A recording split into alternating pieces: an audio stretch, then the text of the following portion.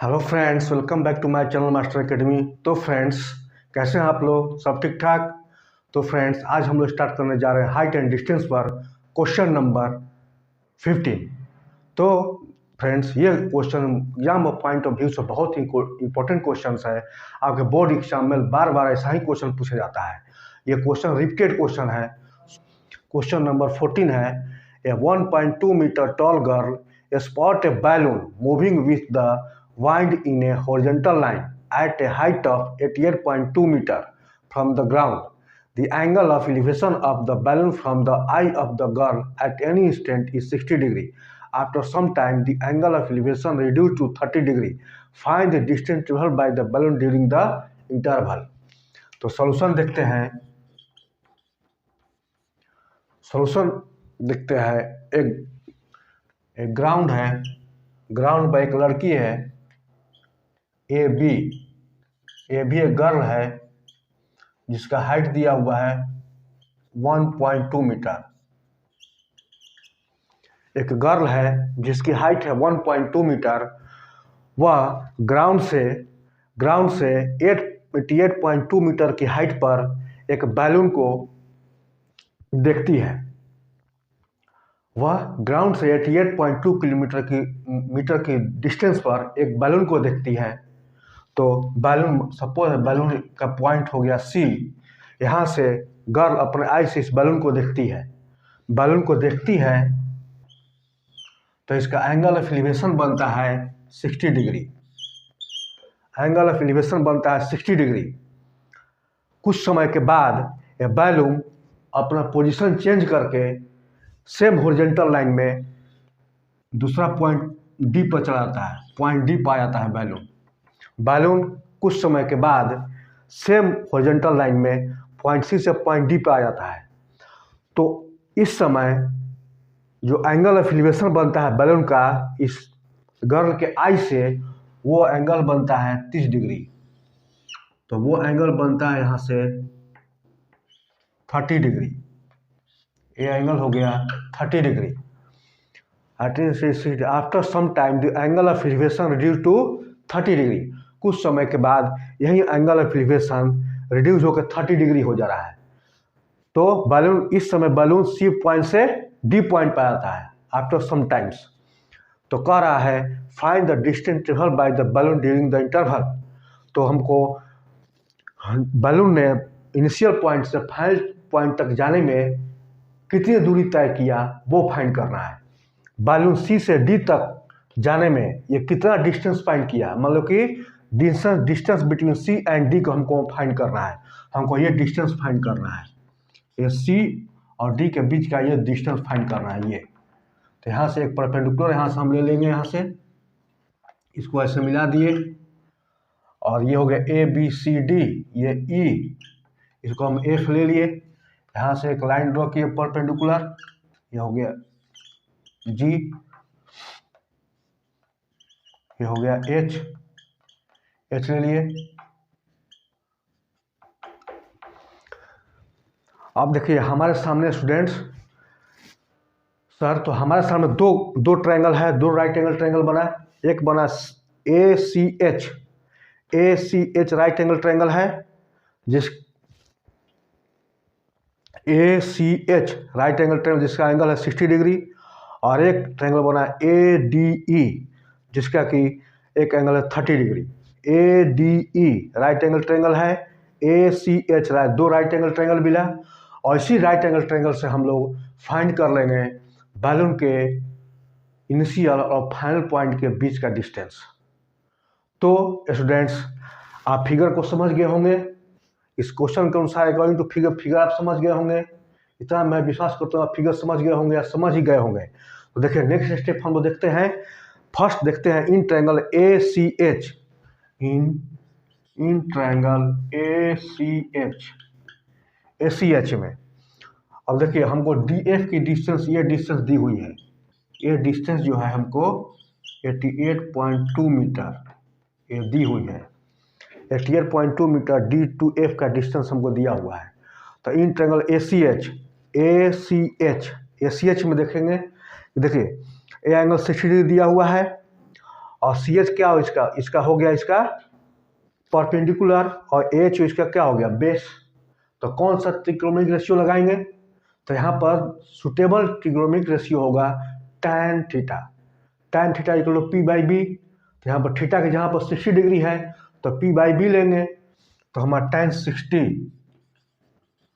60 equal to हो जाएगा P by B equal to P होगा C H by A H, C H by A H. अब देखिए हमको ए बी दिया हुआ है, ए बी दिया हुआ है मतलब कि ई एफ दिया हुआ है, ए बी मतलब ये ई एफ दिया हुआ है, ये ई एफ हमको दिया हुआ 1.2 मीटर। ए बी और ई एफ दोनों एक दूसरे के पैरेलल है और इक्वल है। तो ए बी क्या गर्ल का हाइट है, तो गर्ल की हाइट अगर 1.2 मीटर दिया हुआ है तो इसका पैरेलल है ई एफ, लेकिन ई एफ भी हमको मालूम है 1.2 मीटर हो गया। तो यहाँ से हम डी ई निकाल लेंगे, और डी निकालेंगे, डी क्या होगा सी एच के पैरेलल है, तो डी ई और सी एच इक्वल है। तो जब डी फाइंड हो जाएगा तो हमको सी एच भी मिल जाएगा। समझ में आ रही है, समझ में आ रही है। देखिए ए बी गर्ल का हाइट है 1.2 मीटर, तो 1.2 मीटर हाइट है, तो इसके पैरेलल है ई एफ, पैरेलल और इक्वल दोनों है। तो जब ए बी 1.2 मीटर है तो ई एफ भी 1.2 मीटर हो जाएगा। और total distance D to F हमको क्वेश्चन में दिया हुआ है 88.2 मीटर है, 88.2 मीटर है। तो यहाँ से हम डी ई निकाल लेंगे, समझ में आ रही है, डी निकाल लेंगे तो कितना होगा 88.2 मीटर माइनस 1.2 मीटर, माइनस कर देंगे तो हमारा डी मिल जाएगा। और डी जब मिल जाएगा तो डी क्या है सी एच के इक्वल है, पैरेलल है।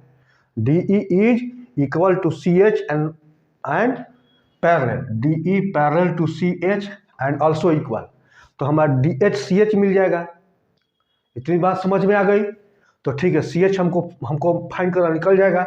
तो tan 60 का वैल्यू होता है √3, tan 60 की वैल्यू हम जानते हैं √3 होता है, हम ट्रिग्नोमेट्रिक रेशियो में पढ़े हुए हैं पिछले क्लास में, √3 होता है। और सी एच बराबर क्या हो जाएगा, और देखिए सी एच इक्वल टू हो जाएगा A D E by A H और √3 डी ई इक्वल टू हो जाएगा 88.2 minus 1.2 divide by A H, 88.2 minus 1.2, D E equal to हो जाएगा D F minus E F divide by A H, D E equal D F minus E F divide by A H. और D F हो गया 88.2 metre और E F हो गया 1.2 metre, equal to हो जाएगा 87 divide by A H. 87 minus करेंगे तो 87 डिवाइड बाई ए एच आ जाएगा। 88.2 minus 1.2 equal to 87 by A H आ जाएगा। और √3 equal to 87 divide by A H आ जाएगा। और यहाँ से A H equal to 87 divide by √3। अब देखिए ए एच को √3 से क्रॉस मल्टीप्लिकेशन करेंगे, आ रही है बात समझ में। इसको क्रॉस मल्टीप्लिकेशन करेंगे तो हमारा एच क्या आ जाएगा, एच इक्वल टू ये इधर डिवाइड में चला जाएगा तो 87 बाई √3। समझ में आ गई, समझ आ गई बात। तो हमारा एच निकल गया और सी एच भी निकल गया। और सी एच इक्वल टू आ जाएगा हमारा डी ई इक्वल टू 87 आ गया। अब देखेंगे हम लोग in triangle A D E, in triangle देखिए right angle triangle A D E, ये एंगल है 90 डिग्री का। तो ए डी ई क्या हो गया, राइट एंगल ट्रायंगल आ गया समझ में बात। और यह 30 डिग्री है, 30 डिग्री ये हमको एंगल ऑफ एलिवेशन है बैलून का। यहाँ पर 90 डिग्री है तो A D E right angle triangle आ गया। तो यहाँ पर हमको डी ई फाइंड कर लिया हमने, डी हो गया 87 मीटर हमको फाइंड कर लिया, और ए ई हमको फाइंड करना है। तो कौन सा ट्रिग्नोमेट्रिक रेशियो लगाएंगे यहाँ पर, तो tan 30 का लगाएंगे। तो tan 30 equal to DE divide by AE equal to P by B। P by B equal DE divide by AE, तो 1/√3 इक्वल टू DE। DE हमारा आ गया है 87 ऑलरेडी यहाँ पर आया हुआ है DE। CH equal to DE equal to 87 आया हुआ है, तो यहाँ पर D का वैल्यू है 87 रख दिए, P का value D equal to P 87 रख दिए। यहाँ पर हमारा आ गया AE और AE इक्वल टू हो जाएगा 87√3। क्रॉस मल्टीप्लिकेशन कर दिए, इसका इससे इसका इससे क्रॉस मल्टीप्लिकेशन कर दिए, इसका इस √3 से और AE को 1 से कर दिए। समझ में आ गई बात? समझ में आ रही है? समझ में आना चाहिए। तो AE इक्वल टू क्या हो जाएगा 87√3 आ गया। अब हमको क्या निकालना है? HE निकालना है। HE निकालना है, तो H हमको मालूम है, यहाँ से H हमारा निकला हुआ है, तो HE इक्वल टू हो जाएगा,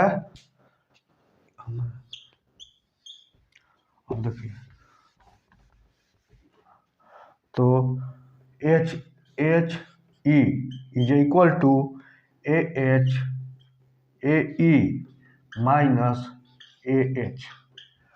तो देखिए HE इक्वल टू हो जाएगा AE minus AH। HE equal to AE, total AE है, टोटल AE और माइनस AH, ये AH, तो हमारा HE निकल जाएगा। तो AE हमारा हो गया 87√3 माइनस 87/√3, 87√3 माइनस 87/√3। AE बराबर 87√3 यहाँ रख दिए, माइनस AH निकला हुआ 87/√3, 87/√3 रख दिए, और इसका एलसीएम निकाल लेंगे तो √3 हो जाएगा। इसका एलसीएम √3, तो 87। अब देखिए √3 में √3 से मल्टीप्लाई करेंगे तो कितना आएगा? √3 में √3 से मल्टीप्लाई करेंगे तो 3 आएगा, तो इंटू हो गया 3 minus 87 equal to 87 into 3 minus 1 divide by √3, या 87 into 2 into √3 divide by √3 into √3। अब देखिए हम इसको हम रेशनलाइज कर दिए, तो 87 3 माइनस 1 क्या हो गया 2 डिवाइड बाई √3 होगा। तो इस हम ये जो हमारा टर्म है, इस टर्म को हम रेशनलाइज कर दिए।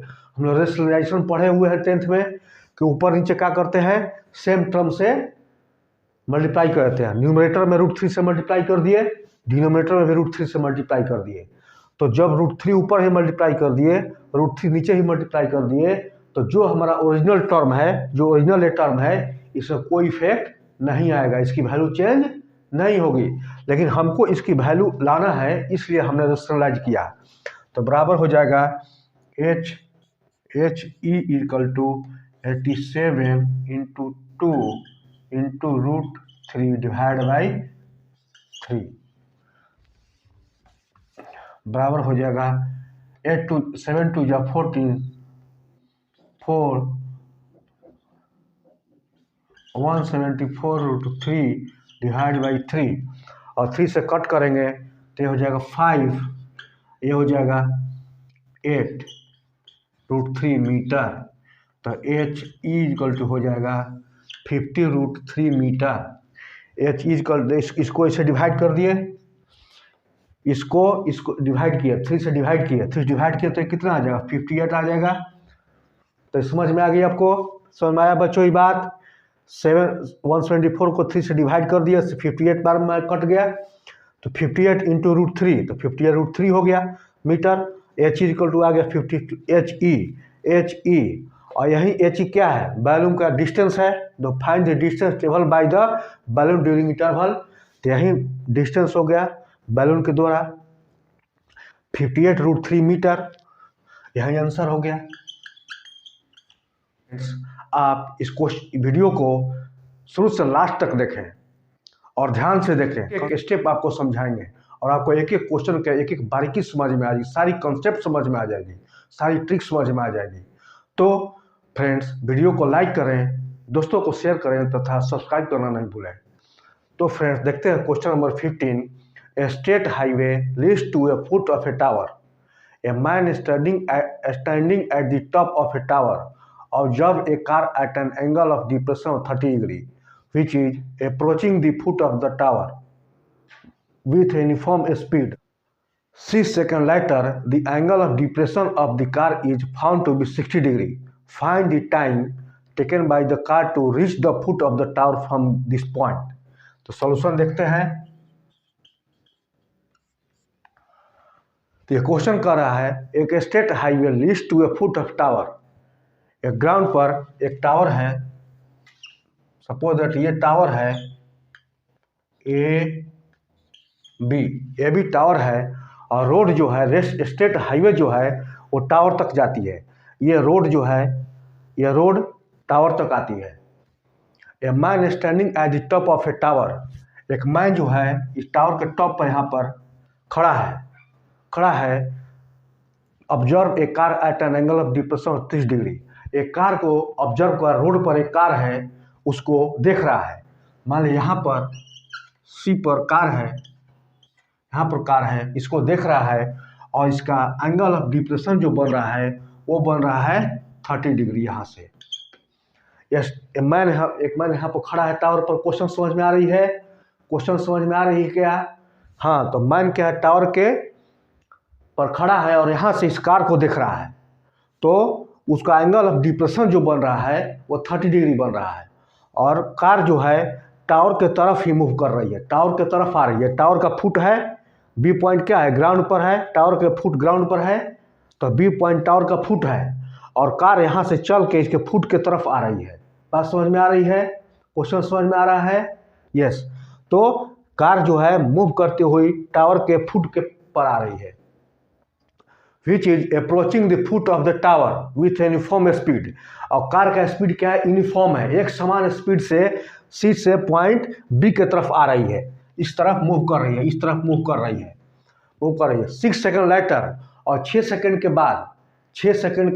बाद the angle of depression of car is found to be 60 degree. तो कार का एंगल ऑफ डिप्रेशन जो बनता है मैन से वो बनता है 60 डिग्री। यानी कि 6 सेकंड के बाद सपोज मान लो ये पॉइंट डी पे आ गई कार, तो यहाँ से इसका एंगल ऑफ डिप्रेशन जो बन रहा है वो बन रहा है 60 डिग्री। ये हो गया। क्वेश्चन समझ में आई क्या बच्चों? क्वेश्चन समझ में आई क्या? तो ये 60 डिग्री बन रहा है, पॉइंट डी पर आ गया कार, तो और सी से डी तक आने में उसको 6 सेकंड का समय लगता है, और 6 सेकंड में डी पर आया तो उसका एंगल ऑफ डिप्रेशन बन गया 60 डिग्री। तो find the time taken by the car to reach the foot of the tower from this point. तो इस पॉइंट से या डी पॉइंट से बी तक, टावर के फुट तक कार को आने में कितना समय लगेगा, वही समय फाइंड करना है।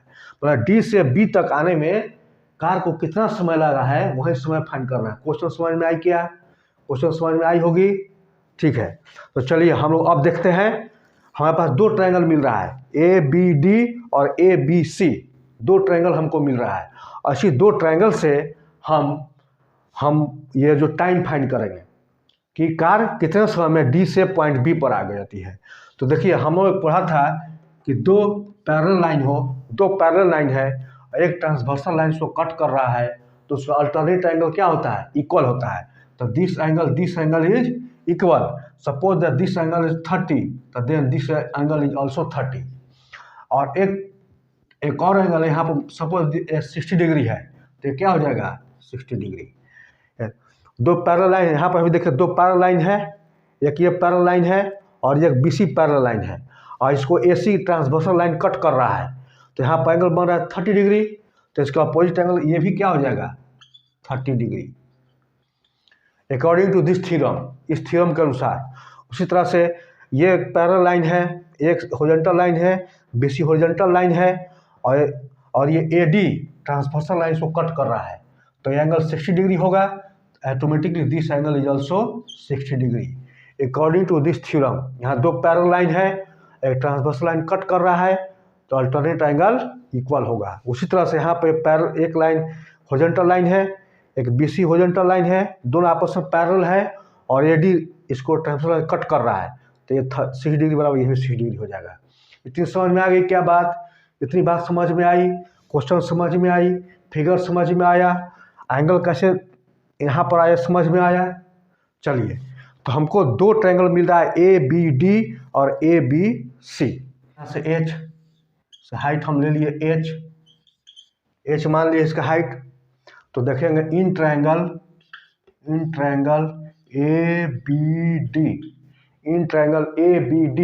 ABD क्या है? राइट एंगल ट्रायंगल है। ये एंगल B ट्रायंगल 90 डिग्री है, यहाँ 60 डिग्री है।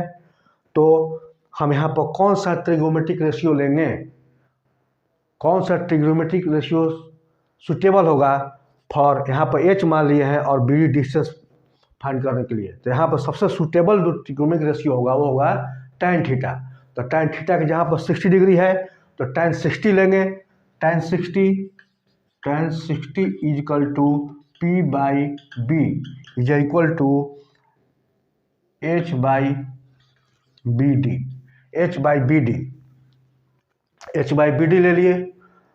तो हमारा BD equal to BD into tan 60 degree equal to हो जाएगा H, और tan 60 का वैल्यू हम जानते हैं क्या होता है, √3 होता है। तो BD गुने √3 इक्वल टू H या BD equal to H/√3, BD equal to H/√3। हमारा BD का वैल्यू आया यहाँ H/√3, BD equal to H/√3। Triangle ABC, in triangle ABC triangle ABC tan 30 equal to P/B equal to H/BC। तो हमारा BC 1/√3 equal to हो जाएगा H/BC और BC equal to H√3। अब देखिए tan 30 का मान 1/√3 होता है, ये हम सब जानते हैं, और H हो गया H/BC। तो क्रॉस मल्टीप्लिकेशन करेंगे, इसका इससे और इसका इससे क्रॉस मल्टीप्लिकेशन किए तो BC बराबर आ गया हमारा H√3। यहाँ तक बात समझ में आई क्या? BC इक्वल H√3 आ गया। यहाँ तो बच्चों समझ में आएगी वही बात, सारी बातें। हाँ, तो हमको क्वेश्चन फर्स्ट इक्वेशन और सेकेंड इक्वेशन मिल गया। अब हम लोग क्या करना है, हमको टाइम फाइंड करना है। तो हम लोग DC डिस्टेंस कितना हो जाएगा हमारा, देखिए BC आ गया, BC इक्वल टू H√3 आ गया, समझ में आया होगा। और BD equal to H/√3, BD equal to H/√3 आ गया। तो हमारा BC आ गया, BD आ गया, तो हम DC फाइंड कर लेंगे। समझ में आ रही है क्या? BC H√3 आया, ये देखिए BC यहाँ से टोटल डिस्टेंस हमको आ गया, हॉरिजॉन्टल डिस्टेंस H√3 आ गया। और BD यहाँ तक B और D का वैल्यू हमको H/√3 आ गया। तो हम DC निकाल लेंगे, ये DC निकाल लेंगे, टोटल में से BD को माइनस कर देंगे तो DC आ जाएगा। Now DC equal to BC minus BD, DC equal to BC minus BD हो जाएगा। और BC हमारा हो गया H√3 माइनस H/√3। देखिए BC हमारा निकला वो H√3 और BD H/√3, तो H/√3 रख दिए और इसका हम एलसीएम ले लेते हैं √3। अब इसका एलसीएम ले √3। अब देखिए √3 से √3 को मल्टीप्लाई करेंगे तो कितना होगा, 3 होगा। ये आप जानते हैं सभी लोग, √3 इंटू √3 बराबर 3 हो गया, माइनस H हो जाएगा। √3 इंटू √3 का मल्टीप्लाई कितना होगा, 3 होगा। समझ में आ रही है बात? इंटू H से मल्टीप्लाई H इंटू 3 हो जाएगा, और √3 कैंसिल हो गया, ये H आ गया। तो बराबर आ गया 3H minus H/√3 equal to 2H/√3। तो DC आ गया, DC इक्वल टू आ गया 2H/√3, DC बराबर 2H/√3। हमको BD निकला हुआ है, तो यहाँ पर रखेंगे, यहाँ अब देखिए डी सी हमारा आ गया 2h/3 डिस्टेंस, और इस डिस्टेंस को तय करने में इसको 6 सेकंड का समय लगता है। क्वेश्चन में दिया 6 सेकंड लेटर, 6 सेकंड का टाइम लगता है। तो हम बाय यूनिटरी मेथड से सॉल्व करेंगे। बाय यूनिटरी मेथड क्या कर, D C equal to 2h/√3 को तय करने में इसको 6 सेकंड लग रहा है। 2h/3 डिस्टेंस तय करने में 6 सेकंड लग रहा है, तो 1 मीटर डिस्टेंस तय करने में कितना लगेगा, 6/2h/√3। इसलिए h/√3 डिस्टेंस तय करने में कितना समय लगेगा, तो 6/2h/√3 गुने h/√3। 2h/√3 डिस्टेंस को तय करने में 6 सेकंड का समय लग रहा है। तो 1 मीटर कितना, 1 में कितना डिस्टेंस तय करेगा, 6/2h/√3। तो h/√3 में हमको h/√3 का निकालना है। B D equal to h/√3 है, तो h/√3 में कितना समय लगेगा, तो यहाँ से d इक्वल टू हो जाएगा 6/2h/√3 गुने h/√3, या 6 इंटू √3/2h गुने h/√3, और √3 कैंसिल हो गया, h कैंसिल हो गया, 2 से 3, तो यहाँ पर t इक्वल टू हो जाएगा 3 सेकंड। ये आंसर हो जाएगा।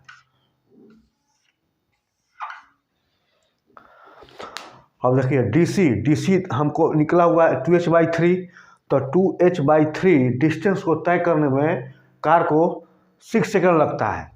तो 1 मीटर डिस्टेंस कितना में तय करेगा, 6/2h/√3। तो हमको निकालना है बी का, डी से बी तक आने में कितना समय लगेगा।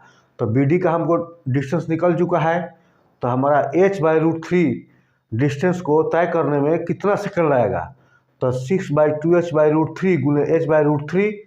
अब ये √3 क्या हो गया, ऊपर आ गया, ये √3 ऊपर चला जाएगा, तो 6 इंटू √3/2h गुने h/√3, और √3 कैंसिल हो गया, h कैंसिल हो गया, 2 3 जा 6, तो t बराबर 3 सेकेंड। ये आंसर होगा।